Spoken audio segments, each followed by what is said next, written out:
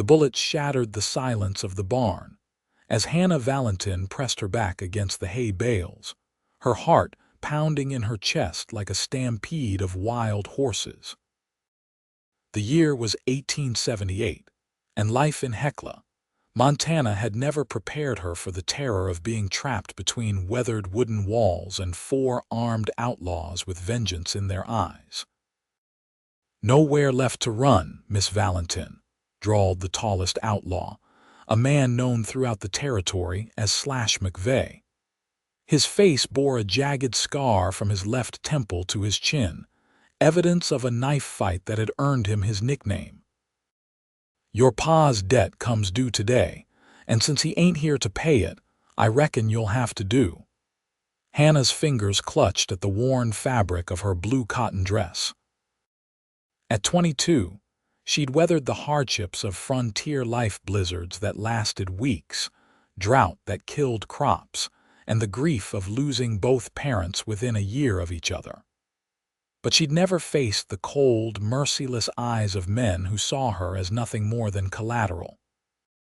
"My father never owed you a cent," she said, struggling to keep her voice steady. "Whatever quarrel you had with him died when he did." Slash's laugh echoed in the dusty barn. "That ain't how debts work, girl.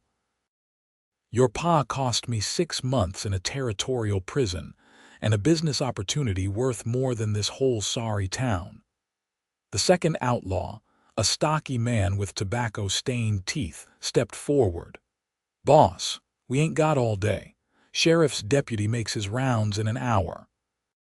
"Nobody's coming for her," Slash replied, his eyes never leaving Hannah. "Old man Valentin's been dead 3 months, and everybody knows the girl's been struggling to keep that ranch from falling apart. Ain't that right, sweetheart?" The third outlaw, younger than the others with nervous eyes, moved to block the small side door of the barn. The fourth man, silent and wearing a black duster despite the summer heat, kept his pistol trained on Hannah's heart. Hannah's mind raced. She'd come to the barn to tend to her pregnant mare, never expecting to find these men waiting for her. Her rifle was back at the house, and her small derringer was in her saddlebag on her horse outside. She was trapped. "I can pay whatever my father owed," she offered, though they all knew it was a lie. Since her father's death, she'd barely managed to keep food on the table. The ranch was failing, and no bank would loan money to a woman alone. "Oh, I'm counting on you paying," Slash said, taking a step closer. "One way or another." The barn door behind the outlaws suddenly creaked open. All 4 men turned, weapons raised. A tall figure stood silhouetted against the bright Montana sunshine. Dust motes danced around him as he stepped inside, spurs jingling with each deliberate step. His face was shadowed by a wide-brimmed Stetson, but Hannah could see the determined set of his jaw and the steady grip on the Winchester rifle in his hands. "Gentlemen," the newcomer said, his voice calm but carrying an unmistakable edge, "I believe this conversation is over." Slash kept his pistol aimed at Hannah but turned his head slightly. "This ain't your business, cowboy. Walk away while you still can." The cowboy took another step forward, positioning himself between Hannah and the 4 outlaws. "I'm making it my business." He raised his head just enough for the sunlight to catch his face, and Hannah recognized him with a jolt of surprise. Garrett Ashford, the new foreman from the neighboring Triple Crown Ranch. She'd only spoken to him once, briefly, when he'd come by 2 weeks ago asking to purchase hay for the Triple Crown's horses. "Ashford," Slash spat. "I heard Maxwell hired himself a new gun. Didn't figure you for a man stupid enough to die over someone else's trouble." "No one's dying today if you boys just turn around and ride out," Garrett replied, his rifle unwavering. "Miss Valentin isn't responsible for any grudge you might be holding." Hannah could see the calculation in Slash's eyes.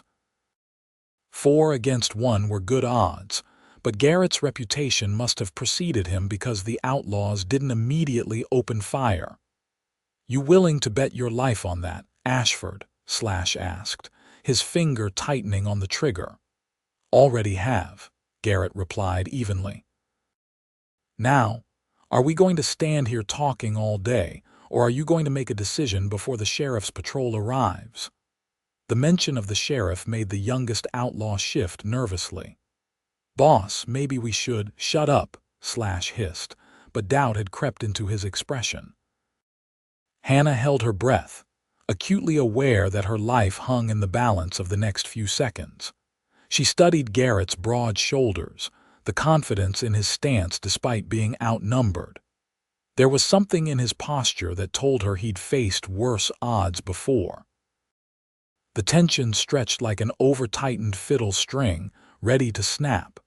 Then, with a barely perceptible nod, lowered his pistol an inch. "This isn't finished," he warned, looking past Garrett to Hannah. "Your pa's debt still stands. We'll collect another day." "There won't be another day," Garrett replied. "Whatever business you had with Charles Valentin is finished. The lady is under my protection now."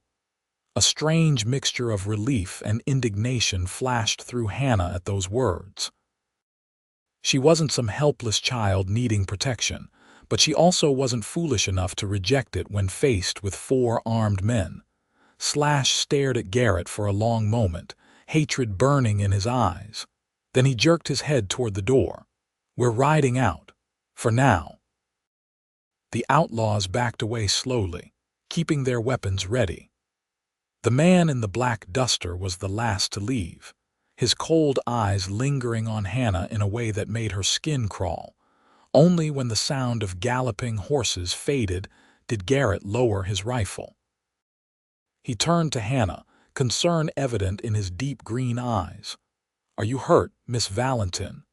Hannah found her legs suddenly unsteady as the danger passed and reaction set in. She shook her head, struggling to regain her composure. "No, I'm fine. Thank you, Mr. Ashford."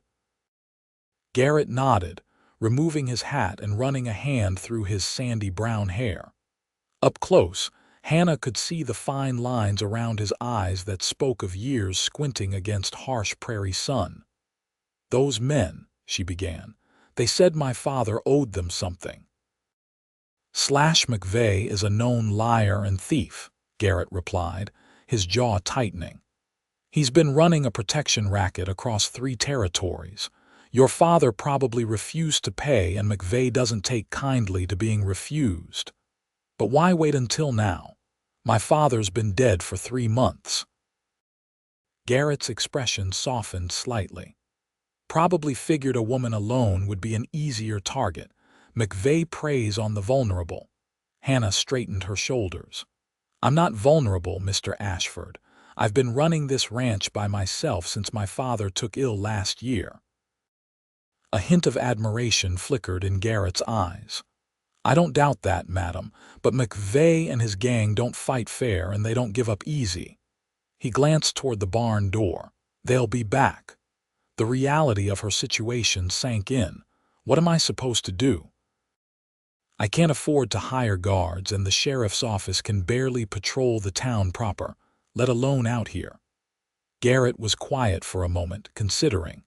"For now, I think you should come back to the Triple Crown with me, just until we figure out what McVeigh wants and how to handle him."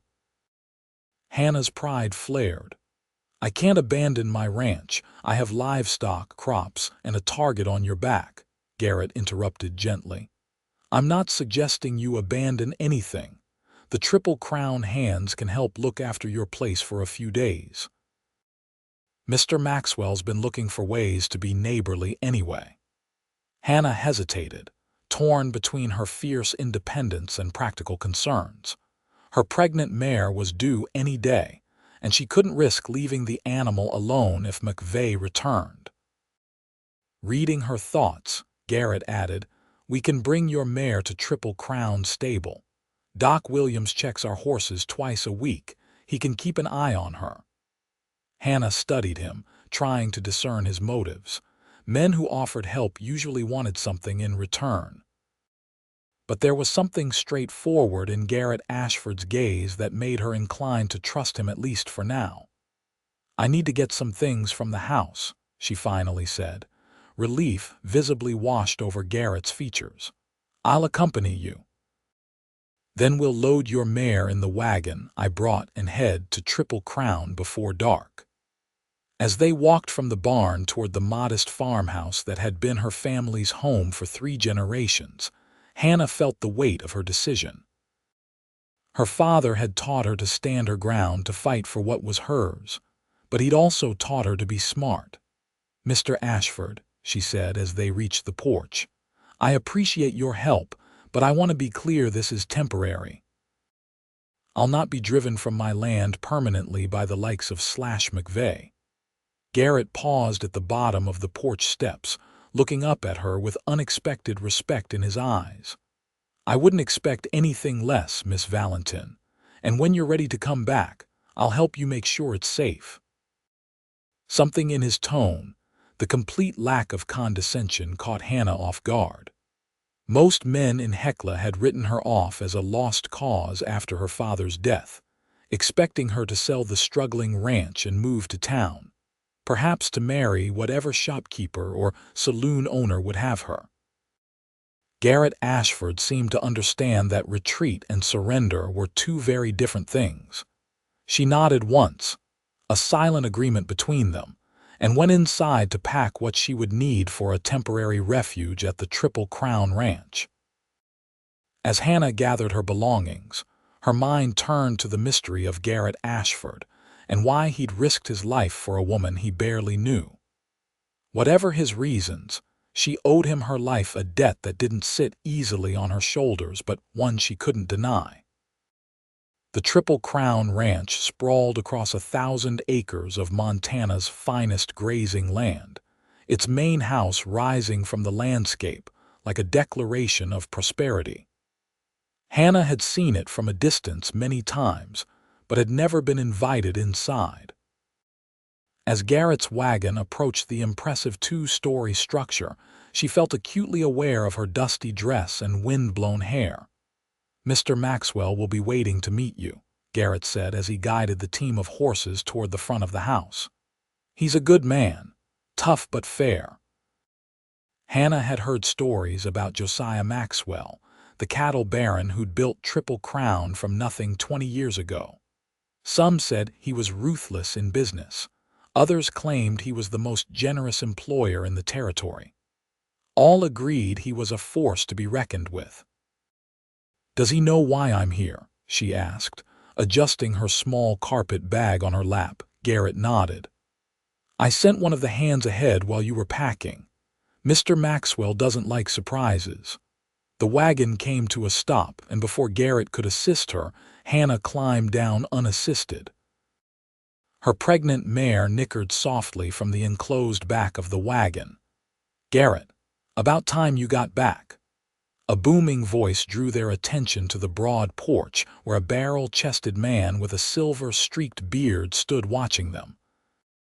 Josiah Maxwell descended the steps with the vigor of a much younger man, his keen eyes taking in every detail of the situation. "Mr. Maxwell," Garrett acknowledged with a respectful nod. "This is Miss Hannah Valentin." Maxwell extended a weathered hand to Hannah. "Miss Valentin. Heard a lot about your father. Good man. Sorry for your loss." Hannah shook his hand, surprised by the genuine warmth in his grip. "Thank you, Mr. Maxwell, and thank you for your hospitality. I won't impose for long." Maxwell waved away her concern. "Any neighbor threatened by /McVeigh is welcome at Triple Crown for as long as necessary." His expression darkened. "That snake has been causing trouble up and down the territory for too long." "You know him?" Hannah asked. "Know of him," Maxwell corrected. "He tried to shake down one of my cattle drives last year. Lost 2 good men before we drove him off." He glanced at Garrett. "Which is partly why I hired this fella when he rode through looking for work 3 months ago. Man with his skills is handy when dealing with vermin like McVeigh." Hannah looked at Garrett with renewed curiosity. What skills are those? Garrett shifted uncomfortably under her gaze. Mr. Maxwell exaggerates. Nonsense, Maxwell retorted. Garrett here was a marshal in Wyoming before coming to Montana. Man could trek a ghost across bare rock and shoot the eye out of a needle at 50 paces. A former marshal. That explained his confidence when facing down 4 armed outlaws. Hannah studied Garrett with new eyes, noting the way he carried himself, alert, observant, but with the restraint of someone accustomed to authority. "Let's get you settled, Miss Valentin," Maxwell said, interrupting her thoughts. "Mrs. Preston will show you to your room." "Garrett, see to the lady's mare, would you?" A plump, pleasant-faced woman appeared at Maxwell's side. "This way, dear," she said, taking Hannah's carpet bag. "You must be exhausted after such an ordeal." Hannah followed Mrs. Preston into the house, glancing back once to see Garrett already leading her mare toward the impressive stable complex behind the main house. There was something about the careful way he handled the pregnant animal that reassured her more than words could have. The room Mrs. Preston showed her to was larger than Hannah's entire cabin, with a 4-poster bed and lace curtains framing windows that overlooked rolling pastureland.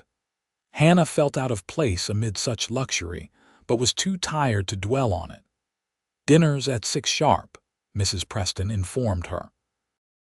"Mr. Maxwell doesn't tolerate tardiness. There's hot water in the pitcher if you'd like to freshen up." Left alone, Hannah sank onto the edge of the bed, the events of the day catching up to her all at once. She'd nearly been killed or worse and had been driven from her home by threats. Yet she'd also experienced unexpected kindness from strangers. The face of Garrett Ashford floated in her mind. His quiet confidence, the way he'd positioned himself between her and danger without hesitation. What drove a man like that? And why had he left his position as marshal to become a ranch foreman in Hecla? Hannah splashed water on her face and changed into her one good dress, a dark blue calico that had been her mother's. Whatever mysteries surrounded Garrett Ashford would have to wait. Right now, she needed to make a plan to deal with McVeigh and return to her ranch before she lost everything her parents had worked for. Dinner at Triple Crown was a more formal affair than Hannah was accustomed to. The long table in the dining room could seat 20, though tonight only 5 places were set. For Maxwell, Hannah, Garrett, Mrs. Preston, and Maxwell's foreman, a taciturn man named Ellis. "McVeigh's been getting bolder," Maxwell was saying as platters of roast beef and potatoes circulated. "Sheriff Dobbins in town says there have been 3 holdups on the Helena Road this month alone." "Dobbins is all talk," Ellis grunted. "Man hasn't left his office in years except to walk to the saloon." "That's why we need to handle this ourselves," Maxwell replied, his gaze shifting to Garrett. "What do you think? Could we set a trap for McVeigh using the Valentin place as bait?" Hannah stiffened. "My ranch is not bait, Mr. Maxwell." Maxwell had the grace to look abashed. "Poor choice of words, Miss Valentin. I apologize. But the fact remains that McVeigh will return there expecting to find you. We could be waiting for him." "It's too risky," Garrett said, speaking for the first time since sitting down. "McVeigh's too smart to ride into an obvious trap. And if we station men at Miss Valentin's ranch, he'll just wait us out. He's patient when it suits him." Hannah pushed her food around her plate. "What I don't understand is why he's targeting me specifically. If he's robbing stage coaches and shaking down businesses, why fixate on my small ranch?" A silence fell over the table.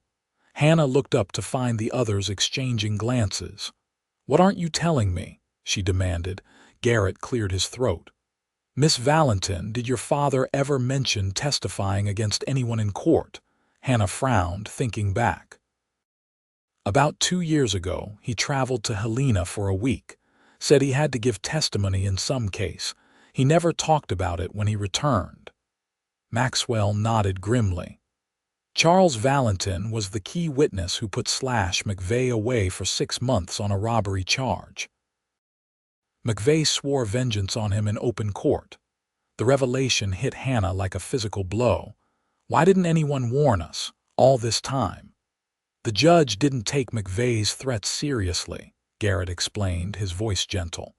By the time McVeigh was released, he'd been spotted in Idaho. Everyone thought he'd moved on. Evidently not, Hannah said bitterly. And now he's back to collect on his threat. This changes things, Garrett said, looking at Maxwell. McVeigh won't stop coming after Miss Valentin until he gets his revenge. Setting a trap won't work because he'll be expecting it. So what do you suggest? Maxwell asked. Garrett considered for a moment. We need to take the fight to him, find his camp and capture him before he can make another attempt. That's easier said than done, Ellis scoffed. No one knows where McVeigh holes up between raids. I can find him, Garrett said with quiet confidence, but I'll need a few days and a couple of good men who can keep their mouths shut. Hannah put down her fork. If you're planning to go after McVeigh, I'm coming with you. All eyes turned to her in surprise.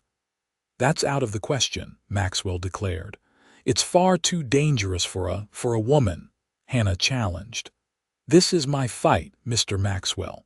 My father's testimony put McVeigh away and now he's threatening my home and my life. I won't sit here safely while others risk themselves on my behalf. Miss Valentin, Garrett began, tracking outlaws is dangerous work. It requires, I grew up on the frontier, Mr. Ashford, Hannah interrupted. I can ride as well as any man, shoot straight, and I know every trail and hideout within 50 miles of Hecla. You need me. Garrett studied her for a long moment as if seeing her in a new light. You're right, he finally said, ignoring Maxwell's sputtering protest. Local knowledge could make the difference, but you'll follow my lead without question, and at the first sign of serious danger you'll retreat.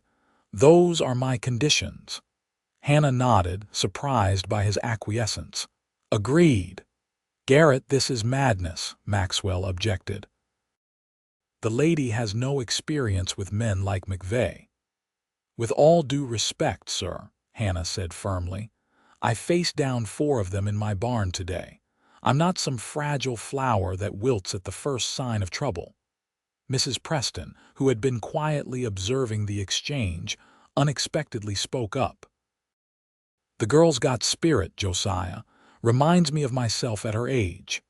Maxwell looked from face to face, realizing he was outnumbered. On your head be it, Ashford, he finally grumbled. But I want Ellis to go with you and you take at least 2 more hands. Just Ellis, Garrett countered. A smaller group can move faster and attract less attention. We'll leave at first light tomorrow. As the meal concluded, Hannah felt a strange mixture of fear and anticipation. She'd spoken confidently, but the reality of hunting down a dangerous outlaw like McVeigh was daunting. Still, the alternative, waiting helplessly while others fought her battles, was unthinkable. Later that evening, as she stood on the back porch watching the sunset paint the Montana sky in brilliant oranges and purples, Hannah heard the soft jingle of spurs approaching. Mind some company? Garrett asked, stopping a respectful distance away. Not at all, Hannah replied, making room for him at the railing. They stood in comfortable silence for a moment, watching the fading light transform the landscape. Why did you agree to let me come tomorrow? Hannah finally asked. Most men would have insisted I stay behind. Garrett considered his answer carefully. I've known enough strong women in my life to recognize one when I see her. My mother ran our family ranch in Wyoming for 15 years after my father was killed by rustlers. Never remarried, never complained. Just did what needed doing. Hannah studied his profile in the dimming light. Is that why you became a marshal? Because of what happened to your father? He nodded. Thought I could make a difference, keep other families from experiencing what we did. Why did you leave? The question had been nagging at her since dinner. Garrett's jaw tightened almost imperceptibly. That's a long story, Miss Valentin. Hannah, she corrected him. If we're riding into danger together tomorrow, I think we can dispense with formalities. A small smile touched his lips. Hannah, then, he paused, and it's Garrett. Another silence fell between them, but it wasn't uncomfortable. There was something about Garrett Ashford's presence that felt steady and reassuring. Are you afraid? He asked suddenly. Hannah considered lying, then decided against it. Yes. But not enough to hide. He turned to face her fully. Fear keeps us alive if we listen to it without letting it control us. Only fools feel no fear. Are you afraid, Garrett? His green eyes held hers. Every time I strap on a gun. But I'm more afraid of what happens when good people stand aside and do nothing. The conviction in his voice stirred something in Hannah. Here was a man who lived by a code, who believed in standing up for what was right even at personal risk. In a territory where many men were driven solely by greed or ambition, Garrett Ashford was a rare breed. We should both get some rest, he said, breaking the moment. Dawn comes early and we have a long ride ahead. Hannah nodded, suddenly aware of how close they were standing. Good night, Garrett. Good night, Hannah. He tipped his hat and turned to leave, then paused. For what it's worth, I think your father would be proud of the woman you've become. The unexpected compliment caught her off guard, bringing a rush of emotion she hadn't anticipated. By the time she collected herself to respond, Garrett had disappeared into the shadows of the ranch yard, leaving Hannah with the strange feeling that something significant had just shifted between them. The pre-dawn air was crisp as Hannah secured her saddlebags to the sturdy paint mare Maxwell had loaned her. Her own mare was comfortable in the Triple Crown stable, being tended by Mrs. Preston's son, who apparently had a way with horses. All set? Garrett asked, leading his own mount, a powerful chestnut gelding from the stable. He wore a gun belt with a Colt Peacemaker, and a Winchester rifle was secured in a scabbard on his saddle. Ellis followed close behind, looking grumpy and half asleep. Hannah nodded, adjusting her hat. She'd borrowed men's trousers and a flannel shirt from Mrs. Preston's son as well, knowing that riding astride in a dress for days would be impractical. Her own pistol, a Smith & Wesson Model 3 that had been her father's, was holstered at her hip. Maxwell said to tell you there's dried beef and hardtack in your saddlebags, Ellis muttered. Enough for 3 days. We'll be back before then, Garrett said confidently. I have a good idea where to start looking. They mounted up and rode out as the first golden rays of sunlight crept over the eastern hills. Hannah felt a surge of determination as they headed northeast, away from her ranch.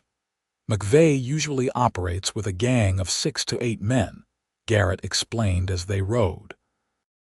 Based on what I've heard and what we saw yesterday, he's down to 4 now, including himself. Makes sense that he'd need a secluded place to camp, somewhere with water and shelter, but with good escape routes. There's an abandoned mining camp in the foothills about 20 miles from here, Hannah suggested. It's got a natural spring and several cabins still standing. Good visibility of the surrounding area, too. Garrett nodded appreciatively. That sounds promising. Any other places that might suit an outlaw gang? For the next hour, they discussed possible hideouts, with Hannah drawing on her lifelong knowledge of the area. Ellis occasionally contributed a suggestion, but mostly he rode in silence, scanning the horizon for any sign of trouble. By midday, they'd checked 2 potential campsites with no sign of recent occupation. The sun beat down mercilessly as they approached the abandoned mining camp Hannah had mentioned earlier. We should approach from above, Garrett decided, studying the layout through his field glasses. There's too much open ground on the direct approach. If they're there, they'd see us coming a mile away." They dismounted and secured their horses in a stand of pines, then proceeded on foot up a rocky slope that would give them a vantage point over the camp. Hannah moved quietly beside Garrett, impressed by how silently such a large man could traverse the rocky terrain. When they reached a ridge overlooking the camp, Garrett motioned for them to get low. Through the sparse pine branches, Hannah could see 3 horses tethered near one of the cabins and smoke rising from a small fire. "That's not McVeigh's horse," Garrett whispered, peering through his field glasses. "But that sorrel with the white blaze looks like the mount that youngest outlaw was riding yesterday." "Could be they split up," Ellis suggested. "Harder to track that way." Garrett nodded. "Let's watch for a bit, see who's down there before we make a move." For nearly an hour they observed the camp. 2 men eventually emerged from the cabin, the young, nervous outlaw from the barn and another man Hannah didn't recognize. "Just the 2 of them," Ellis murmured. "We could take them easy." "And then what?" Garrett replied. "We need McVeigh, not his underlings, but they might know where he is." Hannah studied the camp, an idea forming. "What if I approach them directly? They've seen me, but not with you two. I could pretend I'm lost or looking for help." "Absolutely not," Garrett's response was immediate and firm. "Too dangerous." "It makes sense," Hannah persisted. "They'll be off guard with a woman. You 2 could cover me from here with rifles. If anything goes wrong, you shoot." Ellis looked to Garrett. "The girl's got a point. It could work." Garrett's jaw clenched. "And if they recognize you from yesterday? If they shoot first and ask questions later?" "They won't," Hannah said with more confidence than she felt. "The young one seemed reluctant yesterday, and they want me alive, remember? McVeigh said as much." The internal struggle was evident on Garrett's face. Finally, he sighed. "We'll try it, but at the first sign of trouble you get down and we'll open fire." "Clear," Hannah nodded, her mouth suddenly dry. The plan had seemed better in her head than it did now that Garrett had reluctantly agreed to it. They worked out signals and contingencies. Then Hannah made her way back down to where they'd left the horses. She changed back into her dress, which she'd packed in her saddlebags, knowing it would make her appear more vulnerable. Then, leaving her gun with Garrett, she led her horse down toward the mining camp, her heart pounding in her chest. The young outlaw spotted her first, his hand immediately going to his gun. "Hold it right there," he called. Hannah stopped, raising her hand slightly. "Please, I need help," she called, injecting a quaver into her voice. "My horse is going lame and I'm trying to reach the Harrison place." The second outlaw emerged from the cabin, rifle in hand. "There ain't no Harrison place around here, lady." "Oh," Hannah feigned confusion. "Then I must be completely turned around. I'm supposed to be heading to Copper Creek." The men exchanged glances. The younger one seemed to relax slightly. "You're a good 10 miles off course, madam. Copper Creek southwest of here." Hannah allowed her shoulders to slump in apparent defeat. "I've been riding since dawn. My canteen's empty and my horse needs rest. Could I trouble you for some water before I head back?" The older outlaw looked suspicious, but the younger one nodded. "Sure, we got water. Come on in." As Hannah led her horse into the camp, she scanned the area, noting escape routes and positions. Her eyes briefly flickered to the ridge where she knew Garrett and Ellis were watching, their rifles trained on the scene. "Thank you," she said as the younger outlaw handed her a tin cup of water. "I'm Hannah Valentin. My ranch is near Hecka." The young man's eyes widened in recognition.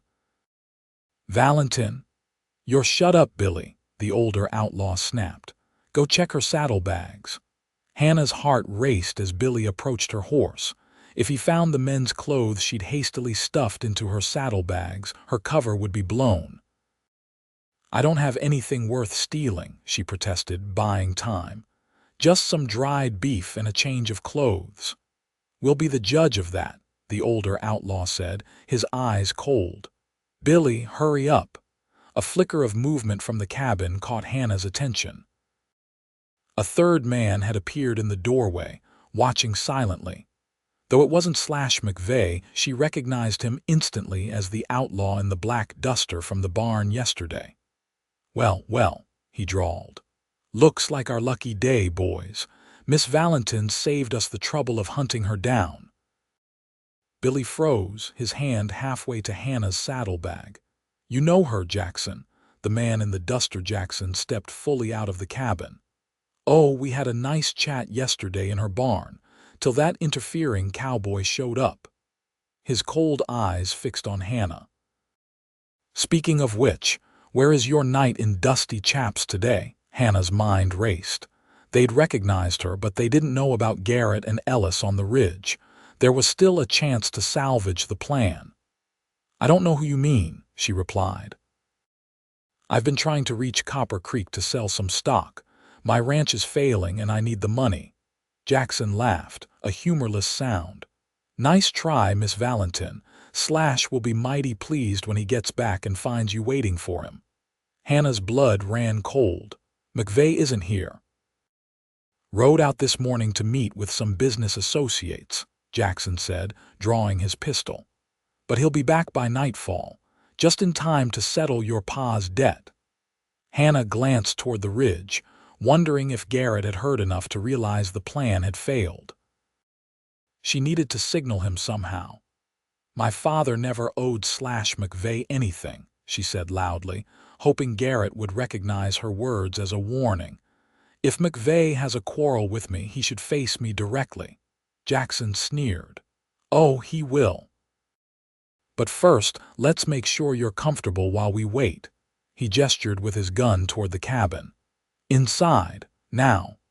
Hannah knew if they got her into the cabin, Garrett and Ellis would have no clear shot. She needed to stay in the open. I should see to my horse first, she stalled. She's been ridden hard today. Billy can tend your nag, Jackson said impatiently. Move, or I'll put a bullet in your leg and drag you inside myself. Hannah took a deep breath, preparing to dive for cover and hope.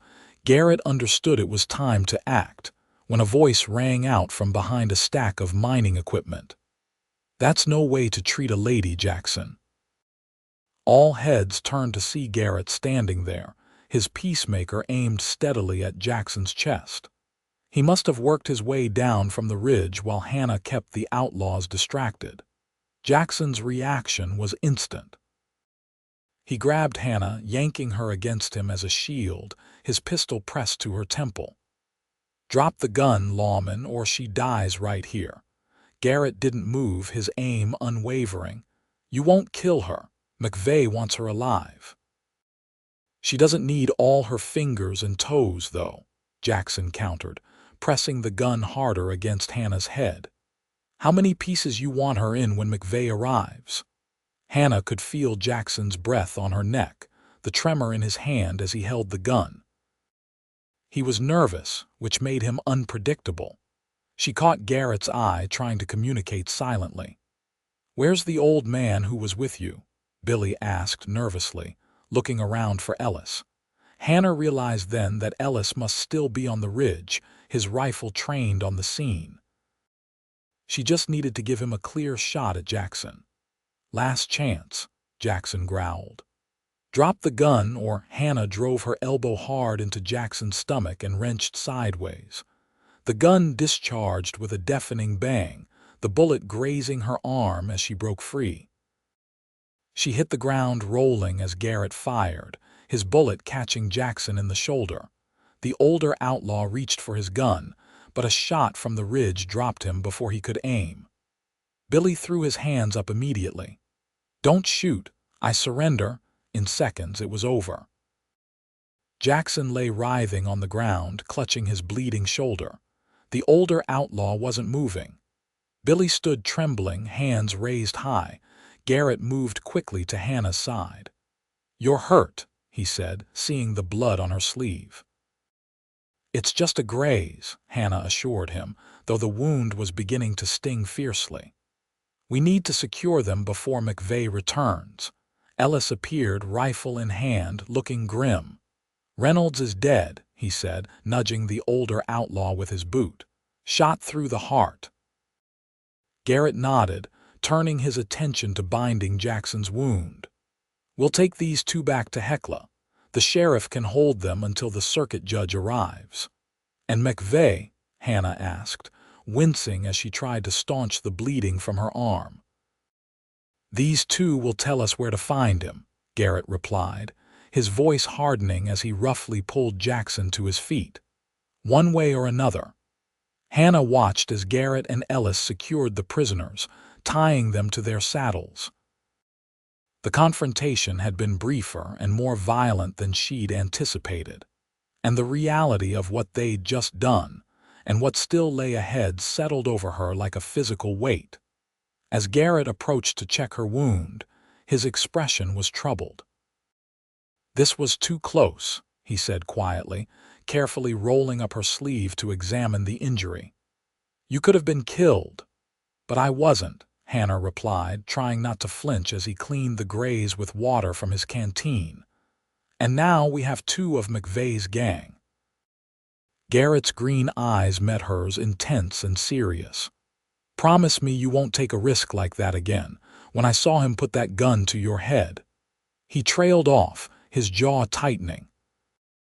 Something in his voice raw concern beyond what their brief acquaintance would warrant caused a flutter in Hannah's chest. "I promise," she said softly. He nodded, seemingly satisfied, and finished bandaging her arm with a strip of clean cloth from his saddlebag. His touch was surprisingly gentle for such strong hands. "We should move," Ellis called impatiently. "If McVeigh's due back by nightfall, we don't want to be here." Garrett helped Hannah to her feet, his hand lingering on her arm a moment longer than necessary. "Can you ride?" "Of course," she replied, straightening her shoulders. "It will take more than a bullet graze to stop me." A hint of admiration flickered in Garrett's eyes. "I'm beginning to believe that, Miss Valentin."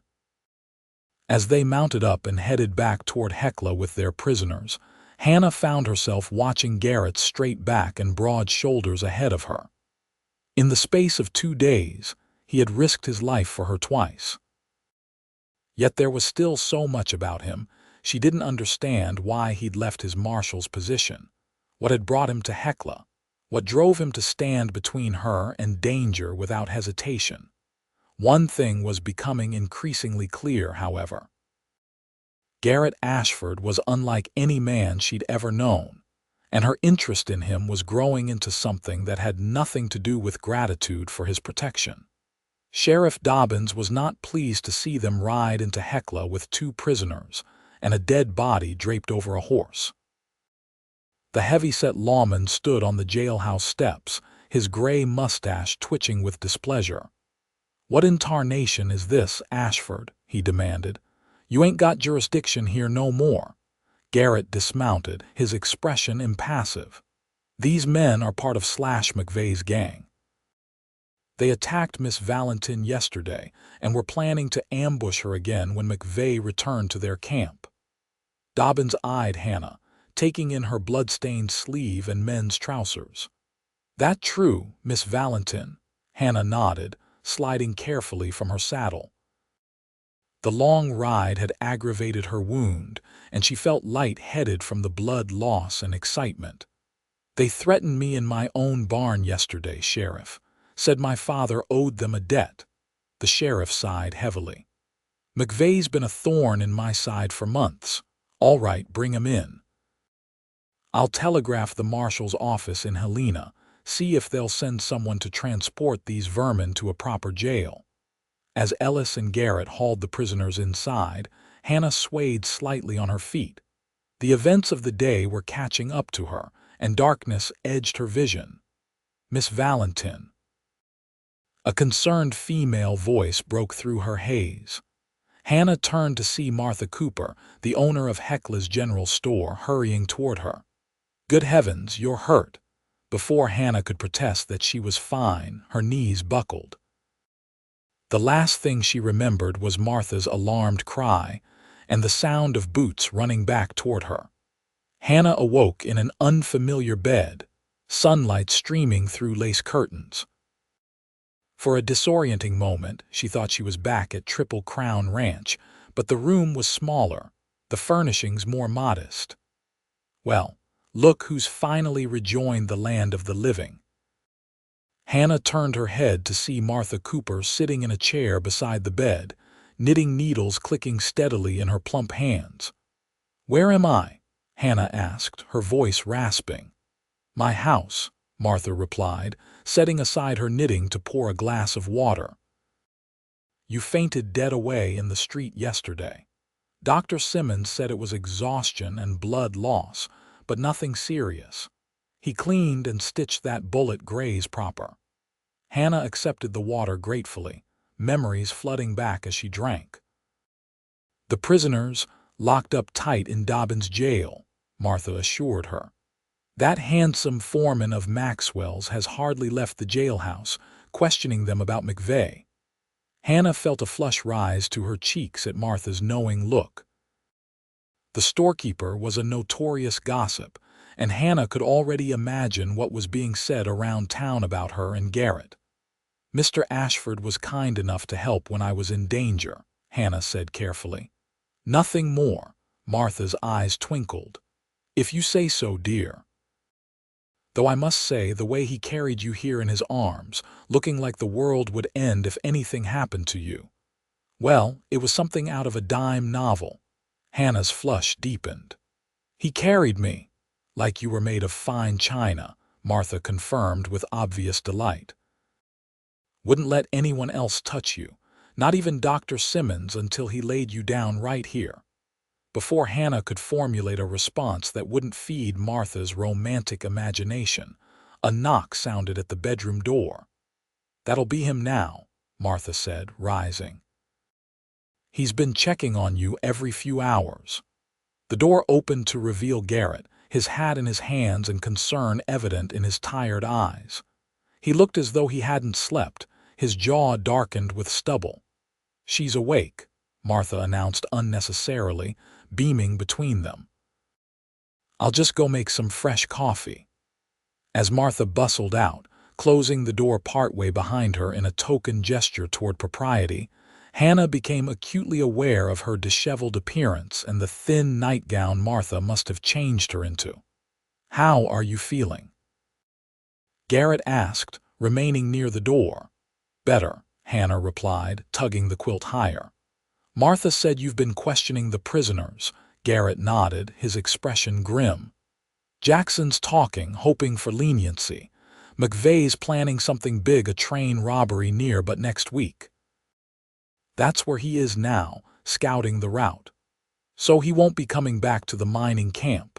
Not according to Jackson. The plan was for the others to meet McVeigh in Butte on Saturday." Garrett ran a hand through his hair, a gesture Hannah was beginning to recognize as a sign of frustration. "I've wired the marshal's office in Helena with the information, but it will take time for them to organize a response." Hannah sat up straighter, ignoring the twinge from her injured arm. "What are you planning to do?" Garrett hesitated, studying her face. "I'm riding to Butte tomorrow. If I wait for the marshals from Helena, McVeigh could slip away again."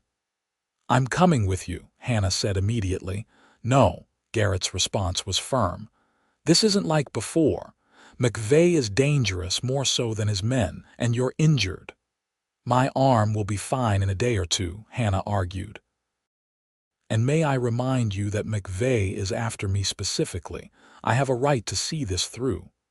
Garrett crossed the room to stand beside her bed, his expression softening slightly. "Hannah, I admire your courage, but this is my job now." "Your job?" Hannah raised an eyebrow. "You're a ranch foreman, not a marshal. Not anymore." Something flickered across Garrett's face, pain or regret. Hannah couldn't be sure. "Some things you can't walk away from, badge or no badge," he said quietly. I started this when I stepped between you and those outlaws in your barn. I need to finish it." Hannah searched his face, seeing the determination there. "Why, Garrett? Why risk your life for me? You barely know me." He looked away, seemingly uncomfortable with the directness of her question. "Because it's the right thing to do. Is that all?" Hannah pressed, sensing there was more he wasn't saying. Garrett's green eyes returned to hers, something unspoken smoldering in their depths. "No," he admitted. "That's not all, but now isn't the time to discuss it." The air between them seemed to thicken with unacknowledged tension. Hannah was acutely aware of how close he stood, close enough that she could see the faint scar above his right eyebrow and smell the leather and pine scent of him. Martha's voice calling from the kitchen broke the moment. "Coffee's ready, and I've made fresh biscuits." Garrett stepped back, clearing his throat. "You should rest. I need to make arrangements for the ride to Butt." "Garrett," Hannah called as he turned to leave. He paused, looking back at her. "Be careful. McVeigh will be expecting trouble after you captured his men."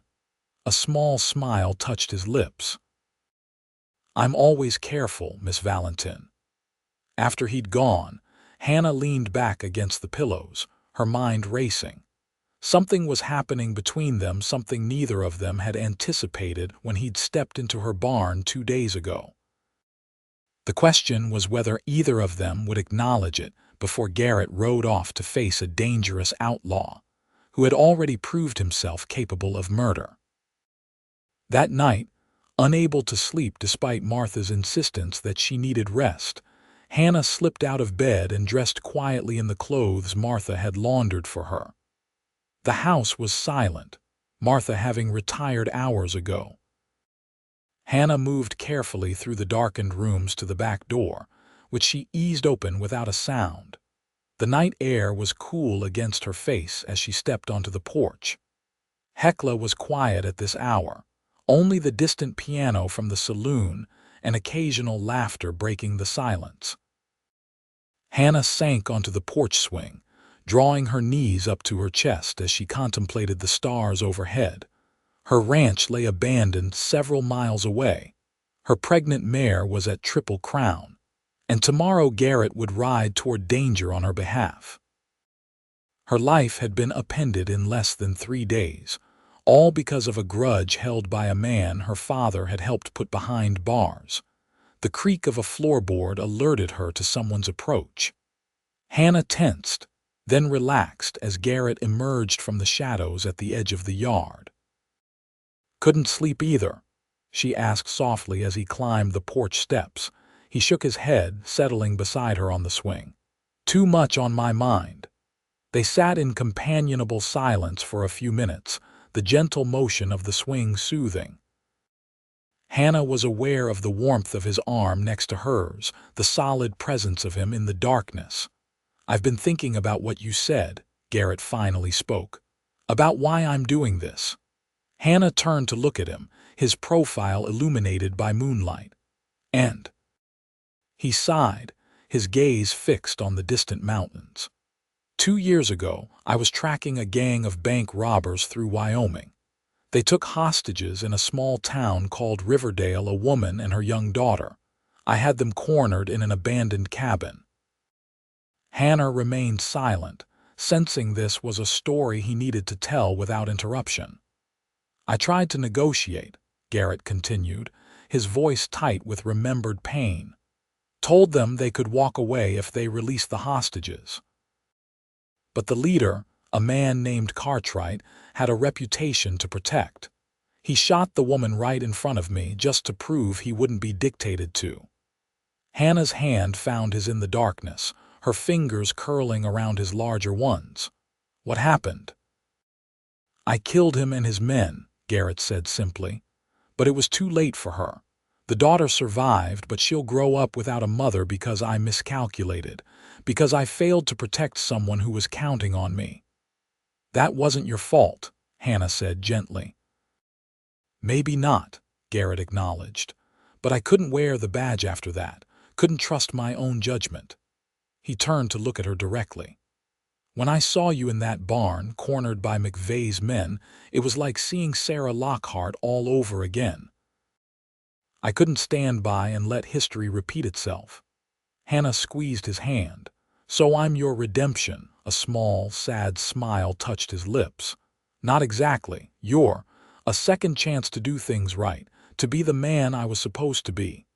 And what kind of man is that, Garrett Ashford? His eyes held hers in the moonlight.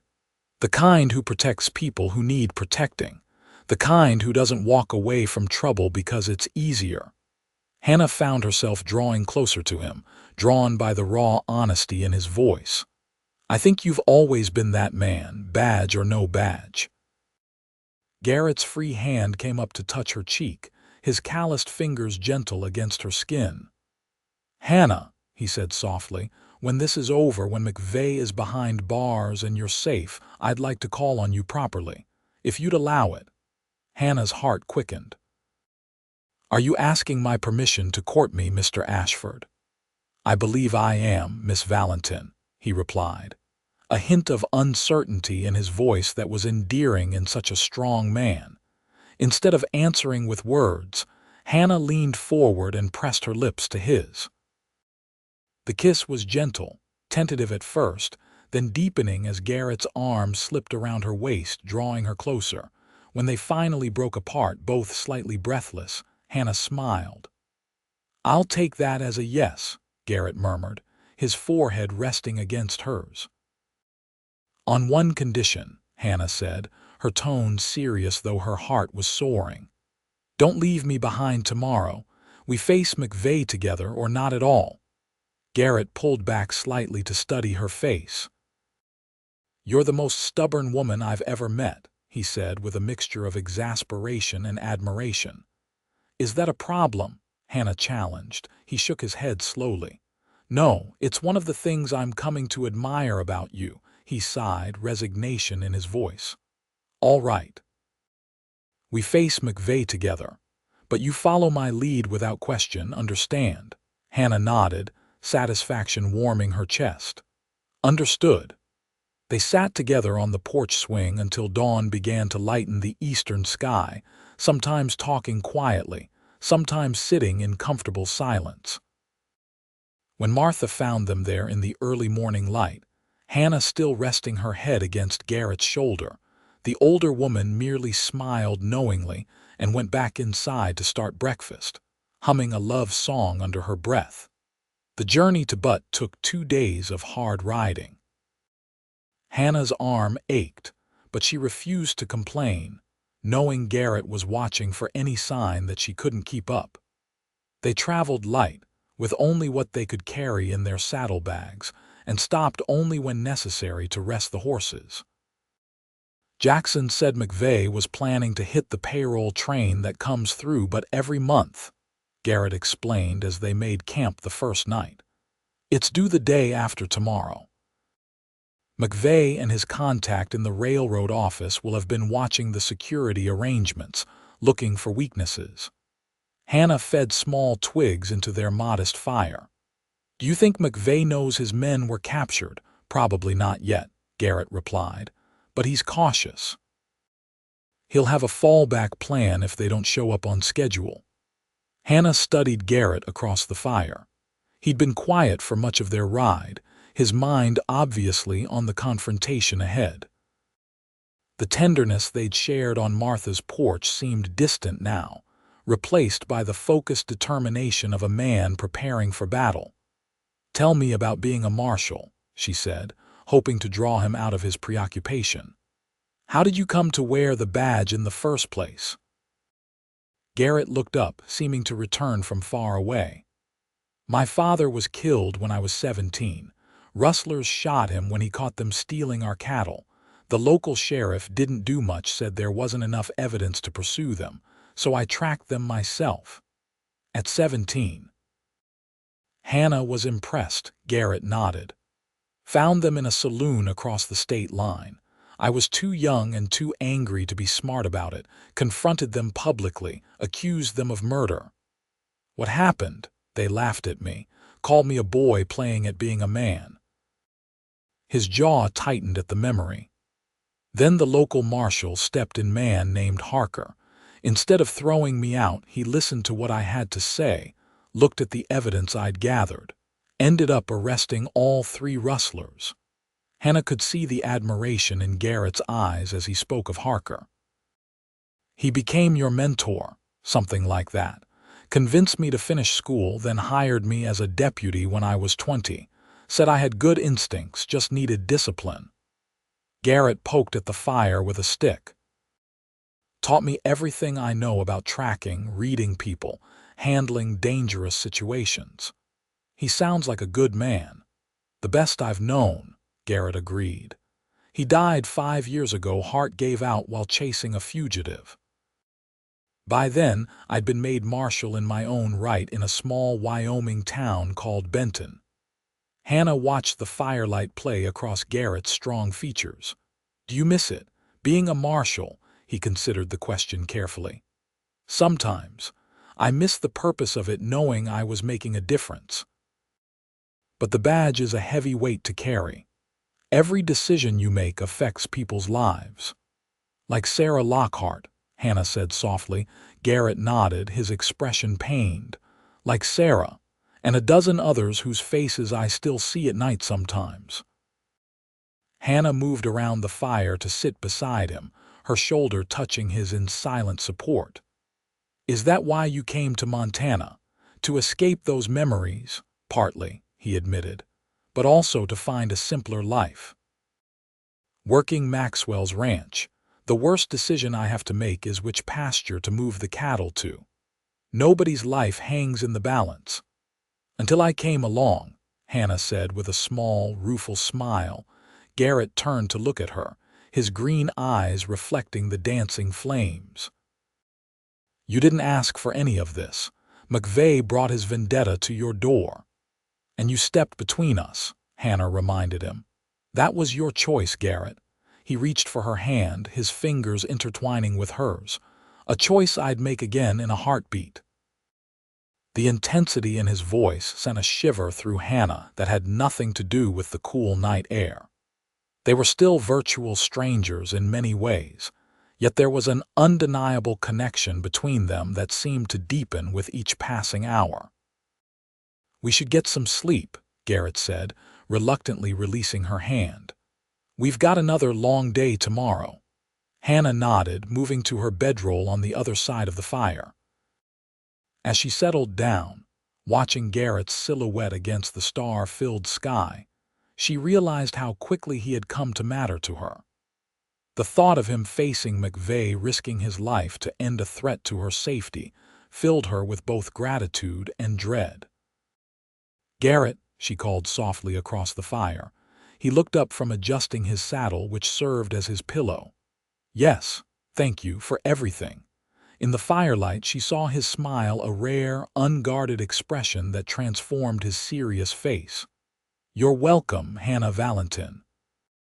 They reached Butte by midday on the second day, the town sprawling before them in the valley, its mining operations visible on the surrounding hillsides. Unlike sleepy Hecla, Butte was a bustling hub of activity, with streets crowded with miners, businessmen, and freight wagons. We need to be careful, Garrett cautioned as they rode down the main street. McVeigh could have associates watching for strangers. They stabled their horses at a livery on the edge of town and proceeded on foot to the sheriff's office.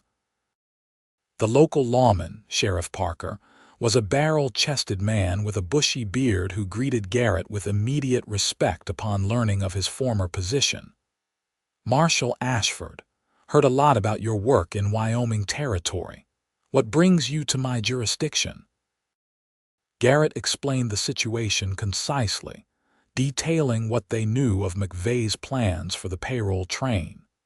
Sheriff Parker listened with growing concern, occasionally glancing at Hannah with obvious curiosity about her role in the affair.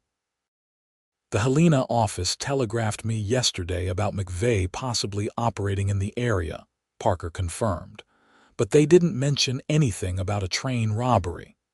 He shook his head grimly. I've got 3 deputies, and 2 are out of town until tomorrow tracking a cattle rustler." "We don't need a posse," Garrett assured him. "Just your authority to operate in your jurisdiction and any information you might have on McVeigh's known associates in Butt." Parker stroked his beard thoughtfully. "There's a fella named Dawson works for the railroad. Been suspected of passing information to Outlaws about shipments, but we've never been able to prove anything." He opened a desk drawer and pulled out a wanted poster, turning it for them to see. "This McVeigh." The face on the poster was unmistakable, the same jagged scar, the same cold eyes that had stared at Hannah in her barn. "That's him," she confirmed, suppressing a shudder.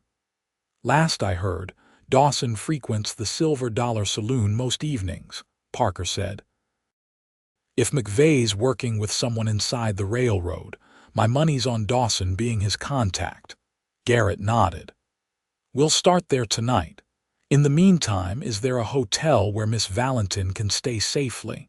Hannah opened her mouth to protest, but Garrett gave her a warning look. They'd agreed that she would follow his lead, and arguing in front of the sheriff wouldn't help their cause. "The Western Star's respectable enough," Parker suggested. "My wife's sister runs it. I can send word that you're coming." After settling Hannah at the Western Star with strict instructions to stay in her room until he returned, Garrett set off to scout the town and familiarize himself with the layout of the railroad station. Hannah paced her small room restlessly, frustrated at being sidelined but understanding the necessity of caution. As evening approached, she changed into the dress Martha had packed for her, a modest blue calico that was her Sunday best. If she was going to accompany Garrett to the saloon tonight, as she fully intended, she needed to blend in with the other respectable women who might be present. A soft knock at her door announced Garrett's return. He'd also cleaned up, his trail dust washed away, and his hair neatly combed beneath his Stetson. The sight of him tall and handsome in his dark coat and fresh shirt momentarily distracted Hannah from her determination to join the investigation. "You look lovely," he said, his eyes appreciative as they took in her appearance. "But I hope you don't think you're coming to the Silver Dollar with me." Hannah raised her chin. "We agreed to face McVeigh together." "We agreed you would follow my lead," Garrett corrected, his tone gentle but firm. "The Silver Dollar is no place for a lady, Hannah, and if McVeigh or his contact is there, your presence could alert them." Hannah knew he was right, but the thought of sitting alone in her hotel room while Garrett potentially walked into danger was unbearable. "What if something happens to you? What if McVeigh recognizes you?" Garrett stepped closer, taking her hands in his. "I spent years undercover as a marshal. I know how to observe without being observed. This is just reconnaissance, Hannah. I'm not confronting anyone tonight." The sincerity in his eyes reassured her somewhat, but a knot of worry remained in her chest. "Promise me you'll be careful." "I promise," he said solemnly. Then, surprising her, he bent to press a gentle kiss to her forehead. "Lock the door behind me, and don't open it for anyone but me or Sheriff Parker. I'll be back before midnight." After Garrett left, Hannah tried to distract herself by reading a month-old newspaper left in her room, but her mind kept returning to the Silver Dollar Saloon and what Garrett might be discovering there. As the hours crept by, her imagination conjured increasingly worrying scenarios. Just after 11, a urgent knocking startled her from her troubled thoughts. She approached the door cautiously. "Who is it?" "It's me." Garrett's voice came through, sounding strained. "Open up, Hannah." She quickly unlocked the door, gasping when she saw him. His lip was split and bleeding, and his knuckles were raw. "What happened?" she demanded, pulling him inside and relocking the door. "McVeigh was there," Garrett said grimly, accepting the handkerchief she offered for his bleeding lip. "With Dawson and 2 others I didn't recognize. They were discussing the train job." Hannah guided him to sit on the edge of the bed. "Did they see you?" "Not at first. I kept to the shadows, nursed one beer for an hour listening to them talk." He winced as he dabbed at his lip. "But one of McVeigh's new men recognized me from Wyoming." There was a disagreement. "A disagreement," Hannah repeated incredulously, gesturing to his injuries. "Is that what you call this?" A wry smile touched Garrett's mouth, reopening the cut. "You should see the other fellows. Sheriff Parker and his deputy arrived before things got too serious. McVeigh and his men slipped out the back, but not before I heard enough to confirm the plan." Hannah sat beside him, concern evident in her expression. "What are they planning?" "The payroll train arrives tomorrow at 3. There's a stretch of track about 5 miles outside town that curves through a narrow pass. They're going to trigger a landslide to stop the train, then hit it from both sides." Garrett's expression darkened. "They're bringing enough dynamite to derail the whole train if necessary. There could be dozens of casualties." "We have to stop them," Hannah said, her voice resolute. Garrett nodded. "Parker's wiring the surrounding towns for reinforcements, but they may not arrive in time. He's organizing the men he has to set up an ambush at the pass." "What can I do to help?" Hannah asked, already knowing what his answer would be but needing to ask anyway. Garrett turned to her, his expression serious. "Stay here where it's safe. Please, Hannah. I've seen what men like McVeigh are capable of. If something happened to you—" Hannah wanted to argue, to insist on accompanying him, but the raw concern in his eyes stopped her. This wasn't about her abilities or her right to face McVeigh. It was about Garrett's fear of losing someone else he cared for. "All right," she agreed reluctantly. "I'll stay here. But you have to promise me something in return." "What's that?" he asked. "Come back to me, Garrett Ashford," she said softly, reaching up to touch his bruised cheek. "Whatever happens tomorrow, come back." The intensity in his green eyes made her breath catch. Without a word, he leaned forward and captured her lips with his. A kiss that spoke of fear and hope and something deeper that neither of them had yet named. Hannah responded with equal fervor, her hands sliding up to his shoulders, drawing him closer. When they finally broke apart, Garrett rested his forehead against hers. "I will," he promised. "That's one debt I intend to pay in full." The morning of the planned train robbery dawned clear and cool. Garrett left at first light to join Sheriff Parker and his hastily assembled posse, leaving Hannah with strict instructions to remain at the hotel until his return. She agreed, crossing her fingers behind her back like a child making a false promise.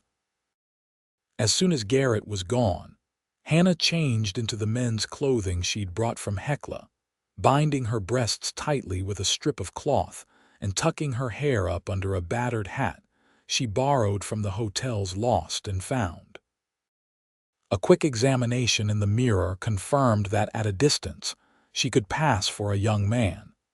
Hannah knew Garrett would be furious when he discovered her deception, but she couldn't sit safely in a hotel room while he risked his life to protect her. McVeigh's vendetta was against her family, not Garrett's. She bore some responsibility for bringing this danger into his life, and she wouldn't let him face it alone. Slipping out through the hotel's back entrance to avoid being seen, Hannah made her way to the livery stable where their horses were kept. The stableman barely glanced at her as she saddled her mare, assuming she was just another ranch hand heading out for the day. From Garrett's description, Hannah knew exactly where the ambush would be set: a rocky pass, 5 miles east of town, where the railroad tracks curved sharply between 2 steep hillsides.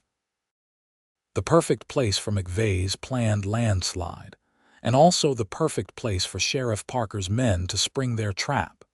She rode hard, taking a different trail than the main road Garrett would have used, hoping to reach the pass before the confrontation began. The payroll train wasn't due until mid-afternoon, but Garrett had said they were setting up positions well in advance. The sun was high in the sky when Hannah approached the area, tethering her horse in a stand of pines well back from the pass and proceeding on foot.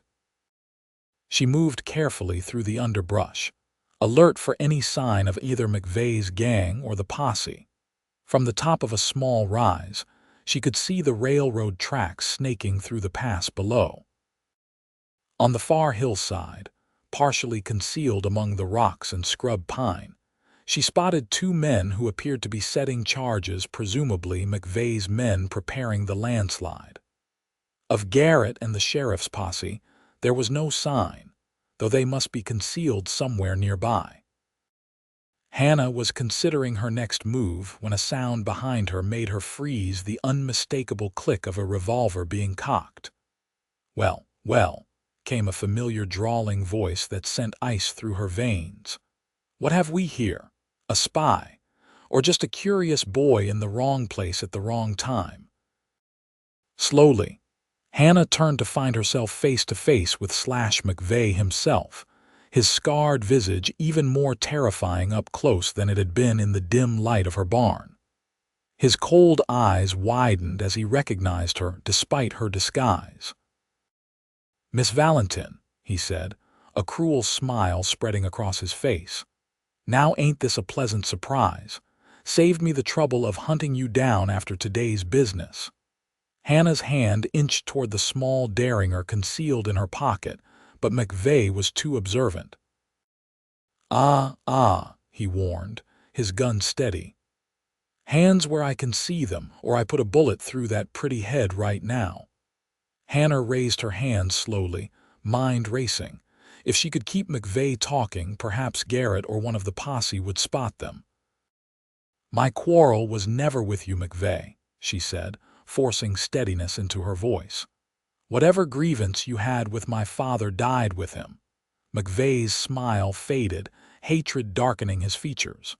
"Your father's testimony put me in a territorial prison for 6 months. Do you know what happens to a man with a reputation like mine when he's locked away? Every two-bit thug with something to prove takes a shot at you."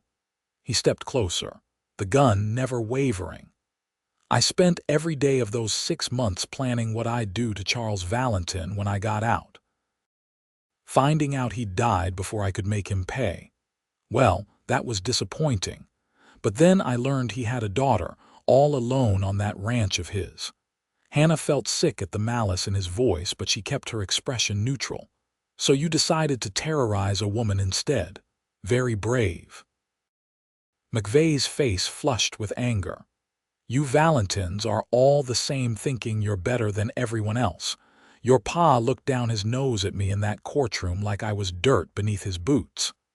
"My father believed in justice," Hannah replied evenly. "Something you wouldn't understand." McVeigh's laugh was ugly. "Justice? There's no justice in this world, girl. Only power and those smart enough to use it." He gestured with his gun. "Now you're going to walk nice and quiet down to where my men are working. You'll make a fine insurance policy in case your lawman friend and his posse try anything heroic." Hannah's heart sank. If McVeigh used her as a hostage, Garrett might hesitate at a crucial moment, just as he had with Sarah Lockhart. She couldn't let that happen. "Garrett Ashford isn't here for me," she lied smoothly. "He's here because stopping train robbers is what he does. He was a marshal for years before coming to Hecla." McVeigh's eyes narrowed. "Is that so? Then I'll have to make sure he joins you in the hereafter." He jabbed his gun toward the path. "Move." Hannah took a deliberate step backward, closer to the edge of the steep slope behind her. "I don't think I will." "You don't have a choice," McVeigh snarled, his patience visibly wearing thin. "There's always a choice," Hannah replied, thinking of Garrett's words about standing up to those who prey on the vulnerable. "My father taught me that." In that moment, Hannah made her decision. She wouldn't be used as a weapon against Garrett. With a silent prayer, she lunged sideways and downward, throwing herself over the edge of the slope. McVeigh's shot went wild as Hannah tumbled down the rocky incline, pain exploding in her shoulder, and sighed as she rolled uncontrollably. She heard McVeigh cursing above her, then the sound of pursuit as he scrambled down after her. The world spun in a blur of sky and earth, rocks tearing at her clothes and skin. Hannah tried to control her descent to protect her head, but the slope was too steep and her momentum too great. Just as she thought she might roll all the way to the railroad tracks, she slammed into a fallen pine tree, the impact knocking the breath from her lungs. Dazed and in pain, Hannah struggled to orient herself. She was about halfway down the hillside, partially concealed by the fallen tree. McVeigh was picking his way down more carefully, his gun still in hand, fury evident in every line of his body. "That was stupid, girl," he called. "Now I'm going to have to hurt you before I kill you." Hannah tried to rise, but a sharp pain in her ankle told her it was either sprained or broken. Her derringer had fallen from her pocket during the fall and lay tantalizingly out of reach several feet away. McVeigh spotted it too, a cruel smile spreading across his face as he approached. "Looking for this," he taunted, kicking the small gun further away. "Not much use against this anyway." He raised his Colt revolver, aiming it at her chest. Hannah stared up at him defiantly, refusing to show fear even as she believed these might be her last moments. "My father was right about you," she said clearly. "You're nothing but a coward who preys on those weaker than yourself." McVeigh's face contorted with rage. "Your father was a self-righteous," the crack of a rifle shot interrupted him. McVeigh staggered, a look of shock replacing his anger as blood blossomed on his shoulder. He whirled, firing blindly toward the source of the shot. "McVeigh!" Garrett's voice rang out from somewhere to their right. "Drop your weapon. You're surrounded." McVeigh's response was to grab Hannah, hauling her up against him as a shield despite her injured ankle. She cried out in pain as he pressed his gun to her temple. "Show yourself, lawman," he shouted. "Or the girl dies right now." Hannah could feel McVeigh's blood soaking into her shirt where his wounded shoulder pressed against her back. His breathing was ragged, his grip painfully tight. "Let her go, McVeigh," Garrett called, his voice steady. "There's no way out of this. Your men at the tracks are already in custody. The train's been warned. It's over." McVeigh's laugh held an edge of desperation. "Nothing's over while I have her. I'm walking out of here, Ashford. Me and the girl are going to get on a horse and ride away, and if anyone tries to follow, I'll put a bullet in her brain." "That's not going to happen," Garrett replied. Hannah could see him now, moving carefully from cover to cover as he worked his way closer. His rifle was raised, but he had no clear shot with Hannah in the way. "Stay back," McVeigh warned, tightening his grip. "I'll do it. I swear I will." Hannah met Garrett's eyes across the distance between them, trying to communicate silently. His gaze was intense, focused, but she could see the fear there too, not for himself, but for her. "Your shoulder's bleeding badly, McVeigh," Garrett said, still advancing slowly. "You need medical attention. Let the girl go and I'll make sure you get it, so I can hang," McVeigh scoffed. "No thanks. I'd rather die taking Charles Valentin's daughter with me." Hannah could feel McVeigh weakening from blood loss, his grip becoming unsteady. This might be her only chance. Summoning all her strength, she drove her elbow hard into his wounded shoulder. McVeigh howled in pain, his grip loosening just enough for Hannah to twist away, ignoring the agony in her ankle as she dropped to the ground. The gun in McVeigh's hand swung toward her, his finger tightening on the trigger. 2 shots rang out almost simultaneously. McVeigh jerked backward, blood blossoming on his chest in 2 places, one from Garrett's rifle, the other from Sheriff Parker's position further up the hillside. The outlaw crumpled to the ground, his eyes still open but unseeing, his gun falling from lifeless fingers. Hannah stared at McVeigh's body, a strange numbness washing over her. It was over. The threat that had hung over her since her father's testimony was finally eliminated. Then Garrett was there, kneeling beside her, his hands gentle as they checked her for injuries. "Hannah," he breathed, relief and concern mingling in his voice. "God, I thought I'd lost you. What were you thinking coming out here?" Hannah winced as he touched her swollen ankle. "I couldn't let you face him alone," she said, her voice smaller than she intended. "This was my fight too." Anger flashed briefly in Garrett's eyes, then dissolved into something softer. "You could have been killed if anything had happened to you." "But it didn't," Hannah reminded him, reaching up to touch his face. "We stopped him, Garrett, together." He shook his head, a mixture of exasperation and tenderness in his expression. "You're the most infuriating, stubborn, brave woman I've ever known, Hannah Valentin." Despite the pain of her injuries and the shock of the confrontation, Hannah found herself smiling. "Is that a compliment, Mr. Ashford?" "It is," he confirmed, carefully gathering her into his arms. "Though I'm not sure it should be, given the years you've just scared off my life." As Garrett carried her up the slope to where Sheriff Parker and the others waited, Hannah rested her head against his chest, listening to the steady beat of his heart. The nightmare that had begun in her barn was over, but something else, something wonderful and unexpected, had just begun. 2 weeks later, Hannah stood on the porch of her ranch house, watching as Garrett guided her mare and its newborn foal into the corral. The foal, a leggy chestnut colt with a white star on its forehead, pranced around its mother, exploring its new surroundings with unbridled curiosity. Hannah's ankle was still bandaged, but she could walk without too much discomfort now. The bruises from her fall down the hillside had faded to yellowish smudges, and the memory of McVeigh's cold eyes was gradually being replaced by happier thoughts. After the confrontation at the pass, they'd returned to Hecla Heroes. The story of how former Marshal Garrett Ashford and Hannah Valentin had tracked down and eliminated the notorious Slash McVeigh had spread throughout the territory, growing more elaborate with each telling.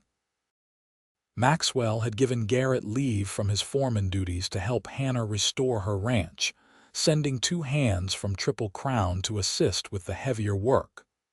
The barn had been repaired, the house given a fresh coat of paint, and the fences mended. But the most significant change wasn't to the physical structures of the ranch. It was in Hannah herself, in the way she looked to the future now with hope instead of resignation, in the warmth that filled her chest whenever Garrett smiled at her.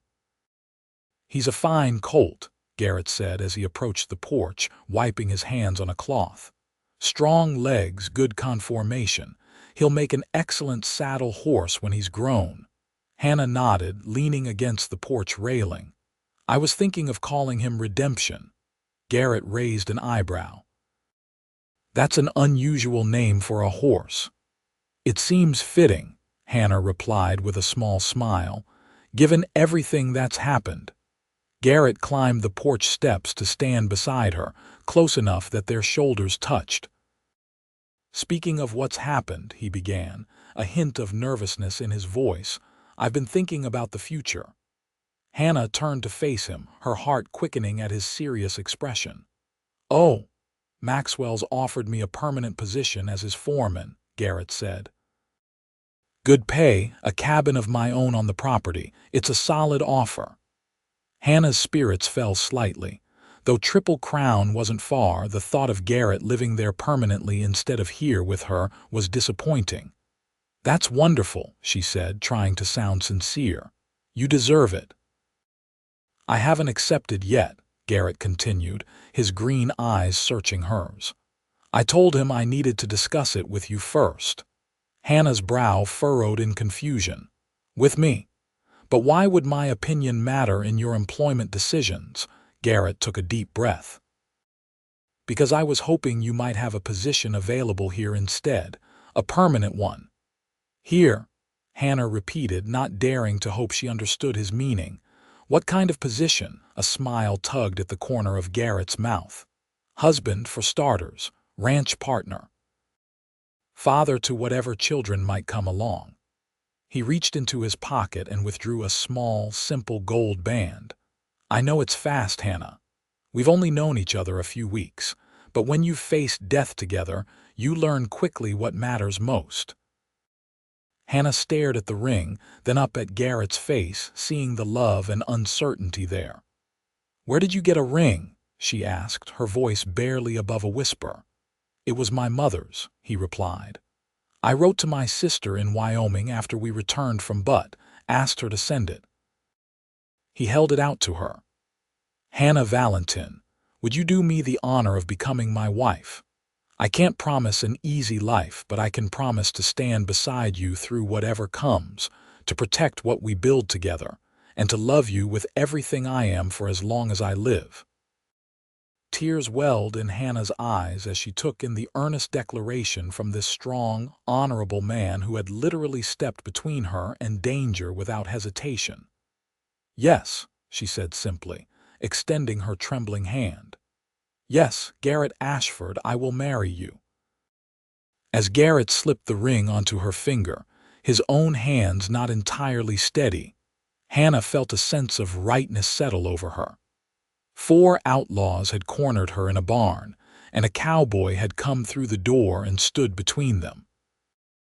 Neither of them could have imagined where that moment would lead to danger and fear, yes, but also to the deepest love either had ever known. Garrett pulled her gently into his arms, mindful of her healing injuries, and sealed their engagement with a kiss that promised a lifetime of tomorrows. Behind them, the foal nickered as if in approval, and Hannah smiled against Garrett's lips. Redemption, indeed. 6 months later, on a crisp October day, Hannah became Mrs. Garrett Ashford in a simple ceremony at the small church in Hecla. Martha Cooper had sewn her a beautiful ivory dress with lace at the collar and cuffs, and Josiah Maxwell had given the bride away in the absence of her father. The entire town turned out for the celebration afterward, the story of their first meeting now firmly established as local legend. Using the reward money from McVeigh's capture, they expanded the ranch, buying adjacent land and increasing their cattle herd. Garrett's experience as both lawman and foreman served them well as they built their operation into one of the most successful in the territory. A year after their wedding, Hannah gave birth to their first child, a son they named Charles Garrett Ashford in honor of both their fathers. 2 years later, a daughter followed, whom they called Grace Sarah, a nod to the woman Garrett couldn't save but whose memory had led him to stand in a barn doorway at just the right moment. The ranch prospered under their joint management. Hannah's stubborn determination complemented Garrett's steady leadership, and together, they weathered the challenges that came with life on the frontier: drought years, harsh winters, occasional rustlers who quickly learned that crossing the Ashfords was a mistake.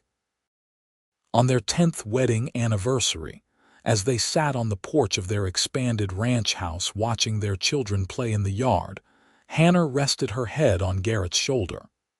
"You ever wonder what would have happened if you hadn't come to my barn that day?" she asked.